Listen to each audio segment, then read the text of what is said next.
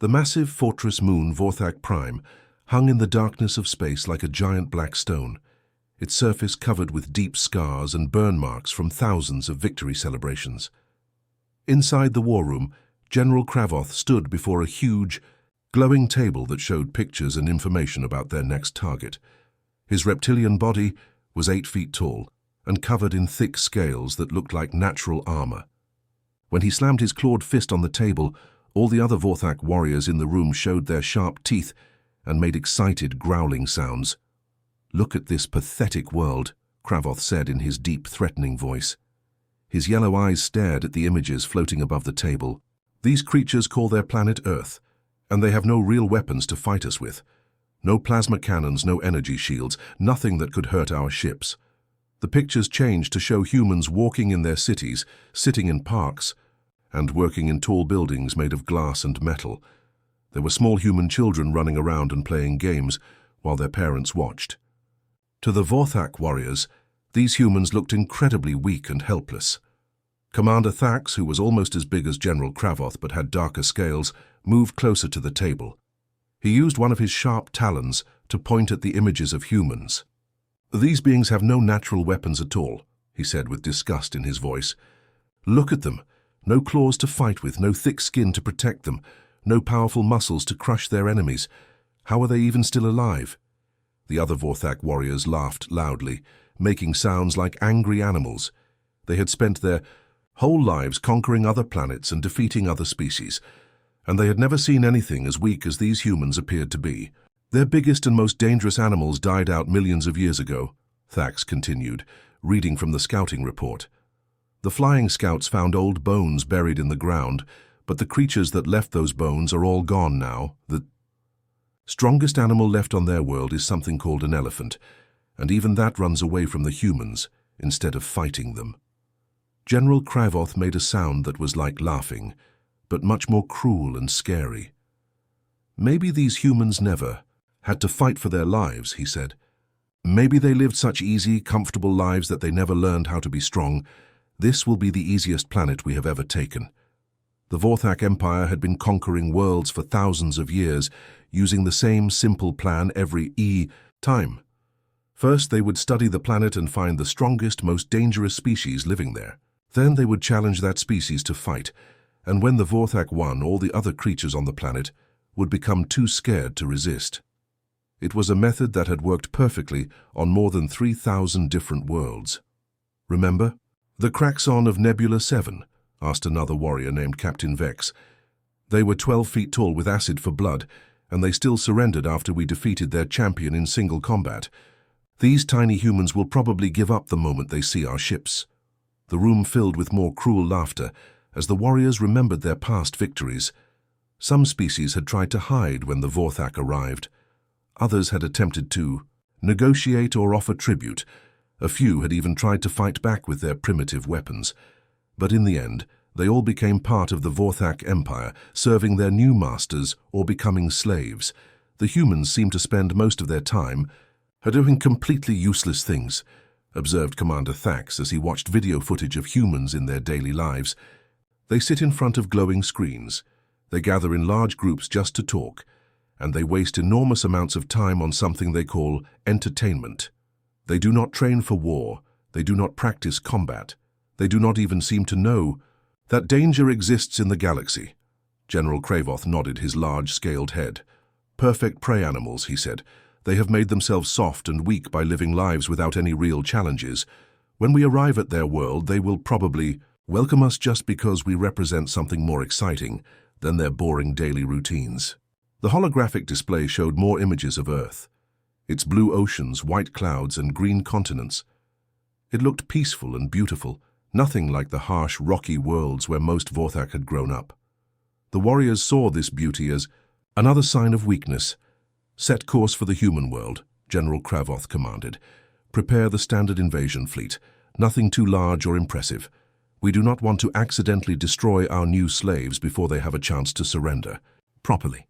As the meeting ended, and the warriors left to prepare their ships, none of them suspected that they were about to encounter something completely different from anything they had faced before.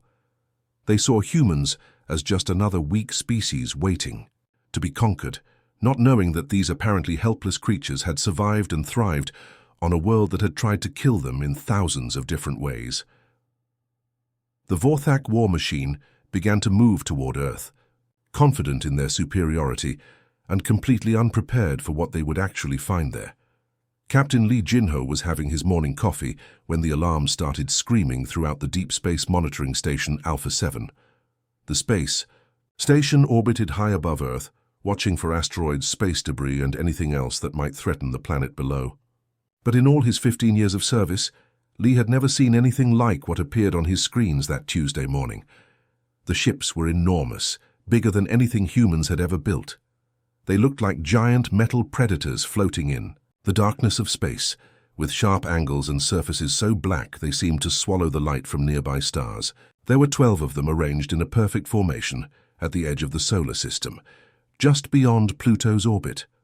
"Sir, we need you on the bridge immediately," called Lieutenant Park Mina, her voice tight with worry. She was the station's communications officer, a young woman who had joined the space service straight out of university. Her hands were shaking slightly as she worked at her control panel. Lee set down his coffee cup and hurried to the main control room. The other crew members were all staring at the giant viewing screen that dominated one wall. The alien ships looked even more frightening when displayed at full size. "How long have they been there?" Lee asked, taking his position in the captain's chair. "They appeared about 10 minutes ago," replied Lieutenant Kim Dong-soo from the sensor station. "No warning, no energy build-up, nothing. 1 second space was empty, the next second they were just there. Any attempt at communication from them?" "That's just it, sir," said Park Mina. "They're sending us a message right now. It's being translated by our computers, but sir, it's not a greeting." Lee felt his stomach tighten. "Put it on the main screen." The display changed to show the interior of an alien ship. The creature that appeared was like nothing from Earth's worst nightmares. It stood over 8 feet tall, covered in thick scales that looked like natural armor. Its head was reptilian, with bright yellow eyes and a mouth full of sharp teeth. When it spoke, its voice was deep and filled with the confidence of someone who had never been challenged. "Weak inhabitants of the third planet," the creature said, and somehow the words were being translated into perfect Korean. "I am General Kravoth of the Vorthak Empire. You will surrender your world to us immediately, or we will take it by force. You have 24 of your hours to make this decision. Resistance is useless." The alien general stood with his arms crossed, looking directly into the camera, as if he could see through the screen to the humans watching him.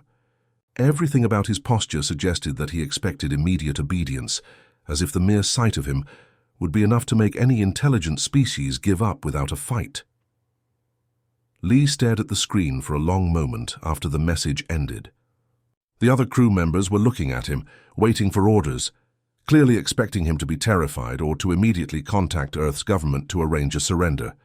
Instead, Lee did something that surprised everyone, including himself. "Open a communication channel back to their ship," he said calmly. Lieutenant Park Mina's eyes went wide.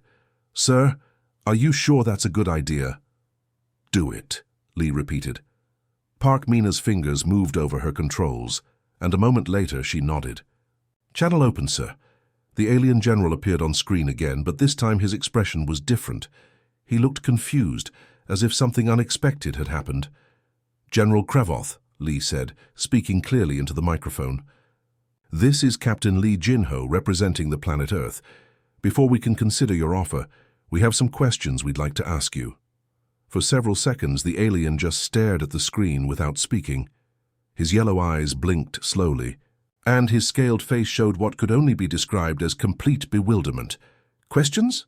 General Kravoth finally said. "You wish to ask questions of the mighty Vorthak Empire? No species in the history of the galaxy has ever dared to... What's your typical response time when enemy forces try to attack you from the side?" Lee interrupted, his voice remaining calm and professional. "Do your ships always fly in the same formation when entering a planet's atmosphere? How do your soldiers usually react when they encounter fighting tactics they haven't seen before?" The alien general's mouth opened and closed several times, without any sound coming out. It was clear that no one had ever asked him such questions before. "And another thing," Lee continued. Your ships are positioned in a standard battle formation, but it's designed for fighting enemies who will attack you head-on. What happens if someone uses guerrilla tactics against you? Have your forces ever fought an enemy that studied your methods before engaging? General Kravoth's face was now showing what looked like anger mixed with confusion. How dare you? The transmission suddenly cut off, leaving the human crew staring at a blank screen. Sir, whispered Lieutenant Parkmena, what are we doing? Shouldn't we be preparing to surrender or evacuate the planet? Lee turned to look at his crew, and for the first time since the aliens had appeared, he smiled. It wasn't a happy smile, but rather the expression of someone who had just figured out the solution to a difficult puzzle. Lieutenant, he said quietly, we're doing what humans do best. We're learning everything we can about our enemy before we decide how to handle them. Dr. Kim Subin rubbed her tired eyes and looked at the clock on her computer screen. She had been awake for 3 straight days, surviving on nothing but coffee and determination. Her underground laboratory in Seoul was buried 50 meters below the city streets, hidden inside a massive concrete bunker that had been built years ago as an emergency shelter. Now it had become humanity's most important research facility, the laboratory was filled with dozens of scientists, engineers, and computer experts, all working frantically to understand the alien invaders. Giant screens covered every wall, showing detailed analysis of the Vorthak ships, weapons, and most importantly, the recording of General Kravoth's transmission that Captain Lee had made from the space station. Dr. Kim, we've found something important, called out her assistant Lee Hyunwoo from across the room. He was pointing at a complex diagram on his computer screen that showed the internal structure of Vorthak technology. Kim walked over to look at his discovery, her legs unsteady from exhaustion. What she saw made her forget all about being tired. The neural implants, she whispered, staring at the data. Every single Vorthak warrior has one surgically attached to their brainstem. The implants were small devices that connected the alien soldiers to their command structure. Through careful analysis of the transmission, Kim's team had discovered that these implants operated on a very specific radio frequency, allowing Vorthak commanders to send orders directly into their soldiers' minds.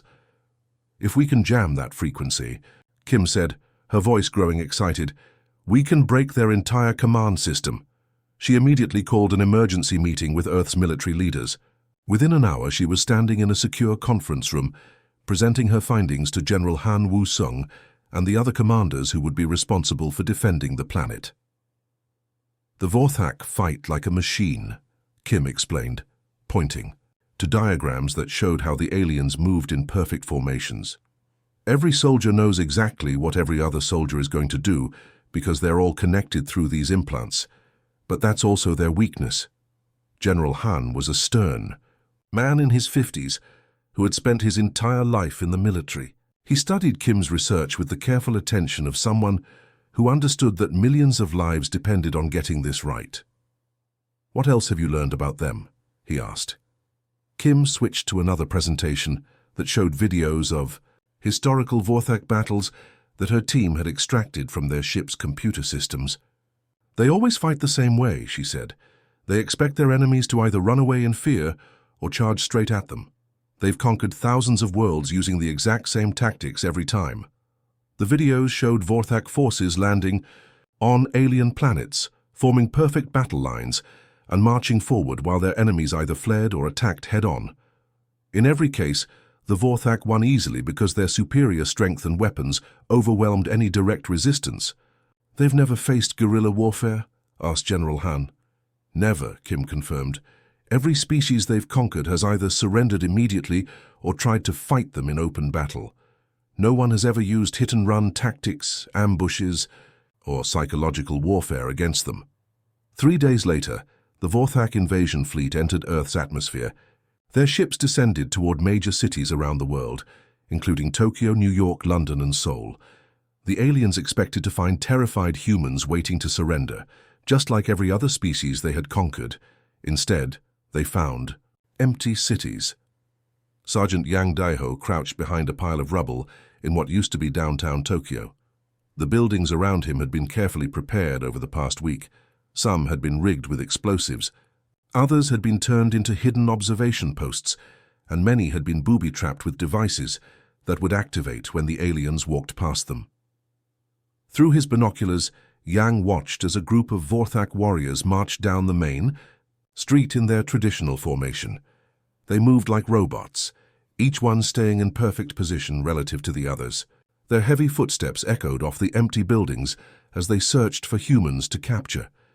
Yang's earpiece crackled with Dr. Kim's voice, transmitted from her underground laboratory. "Sonic disruptors ready," she announced. "Activating frequency, pulse in 3, 2, 1. Hidden devices throughout the city suddenly activated, sending out powerful radio signals on the exact frequency used by the Vorthak neural implants. The effect was immediate and devastating. The alien warriors stumbled and fell as their implants began sparking and smoking. For the first time in their species' history, they couldn't hear the voice of their commanders in their heads. The perfect formation collapsed as confused soldiers looked around desperately, trying to understand what was happening to them. "Now!" Yang shouted into his radio. All around the city, human fighters emerged from their hiding places. They didn't attack from the front like the Vorthak expected. Instead, they appeared from rooftops, from underground tunnels, from behind buildings, and even from sewer grates. They fired quick bursts from their weapons and then disappeared again before the aliens could respond. Commander Thax, leading the Tokyo invasion force, found himself fighting an enemy that seemed to be everywhere and nowhere at the same time. Every time his warriors turned to face one group of attackers, they were shot at from a completely different direction. "What is happening?" he roared into his communicator, trying to reach General Kravoth on the command ship. "These creatures are not behaving like prey animals." The humans continued their carefully coordinated attacks, using the Vorthak's own momentum against them. They would lure groups of alien warriors into narrow streets where the aliens' formation became useless, then attack from multiple directions at once. "They're not running away," Commander Thax snarled as another group of his soldiers fell to human ambush tactics. "They're not charging at us. They're hunting us like we're the prey." Major Choi Yuna held the alien weapon carefully in her hands, turning it over to examine every detail. The Vorthak plasma rifle was unlike anything humans had ever seen before. It was made from materials that seemed to bend light and generated energy in ways that Earth scientists had only dreamed about. But Yuna wasn't intimidated by the advanced technology. Instead, she was excited. "Bring me the molecular scanner," she called to her assistant, Corporal Park Jinwoo, "and get me a direct line to the materials lab. I want to know what this thing is made of within the hour." Yuna's underground workshop in Busan had become one of the most important places on Earth. When the first Vorthak warriors had been defeated in Tokyo, the human forces had managed to capture several of their weapons. Now, it was Yuna's job to figure out how they worked and, more importantly, how to make them work better. She had been working for 6 straight hours, taking apart the alien rifle piece by piece and analyzing each component. Her team of engineers worked around her, using every piece of equipment they could find to understand the weapon's design. They discovered that the Vorthak had built their technology to be powerful but simple. They had never needed to make improvements, because no enemy had ever survived long enough to force them to adapt. "Major, we've got the power source figured out," reported Lieutenant Kim Soo-young from her workstation. "It's an energy cell that's about 3 times more efficient than anything we use, but the design is actually pretty basic." Yuna smiled as she looked at the data on her computer screen. "Basic but effective," she said. "They never had to make it better because they never faced real competition. But we can make it better." Over the next few hours, Yuna's team began modifying the alien weapon. They used human engineering techniques that the Vorthak had never considered, making the power cell more efficient, improving the targeting system, and even adding features that the original designers had never thought of. When they were finished, their version of the plasma rifle was 30% more powerful and twice as accurate as the original. "The beauty of human engineering," Yuna explained to her team, as they tested their improved weapon, "is that we don't just copy what already exists. We take it apart, understand how it works, and then make it better." The Vorthak have been using the same technology for thousands of years because it always worked for them. but we've been improving our technology every single day because we had to. Meanwhile, far across the galaxy, other alien species were watching the battle for Earth with amazement and growing hope. For 3,000 years, the Vorthak Empire had been the most feared force in known space. Every species that had encountered them had either been conquered or destroyed, but now, for the first time in galactic history, the Vorthak were losing the Zephyrian Council, a peaceful species that had been forced to pay tribute to the Vorthak for centuries, gathered around their viewing screens in disbelief. "The humans are actually winning," whispered Council leader Zorax. "How is this possible?" On their screens, they could see human forces moving through space in captured Vorthak ships, using the aliens' own technology against them with deadly effectiveness. Captain Ojisu moved quietly through the corridors of the Vorthak cruiser that her team had captured 3 days earlier. Strike Team 7 had taken the ship by using tactics that the aliens had never encountered before. They had pretended to surrender, then attacked from the inside when the Vorthak let their guard down. "Remember," she whispered to her squad through their helmet communicators, "their whole command system depends on rigid hierarchy. The warriors at the bottom can't make decisions without orders from above. Once we cut off their communication, they become helpless." Her team moved like shadows through the alien ship, using their knowledge of human psychology and predator behavior to anticipate what the Vorthak would do. Every creature on Earth that had ever tried to hunt humans had taught them something valuable about how predators think and act. "Sergeant Kim Taehyung, take your group to the power core," Jisoo ordered. "Corporal Lee Ji-won, disable their communication array. The rest of you, with me to the bridge." The remaining Vorthak crew never saw them coming. The aliens expected their enemies to attack directly, giving them a chance to fight back with their superior strength. Instead, the humans struck from multiple directions at once, using speed and coordination to overcome the aliens' physical advantages. On the bridge of his flagship, General Kravoth watched his mighty fleet being torn apart by the creatures he had thought were helpless prey. His ships were being captured one by one, his warriors were being defeated by enemies they couldn't predict, and worst of all, the humans were using Vorthak technology better than the Vorthak themselves. "How are they doing this?" he whispered, staring at the tactical display that showed his forces in retreat across multiple star systems. "How are these weak creatures destroying an empire that has existed for thousands of years?" His aide, Commander Vex, stood trembling beside him. The proud Vorthak warrior was now filled with a fear that his species had never experienced before. "Sir," Vex said quietly, his voice shaking, "I think we may have made a terrible mistake about what these humans actually are." The truth was becoming clear to both of them, though neither wanted to admit it. The humans weren't prey animals at all. They were something far more dangerous.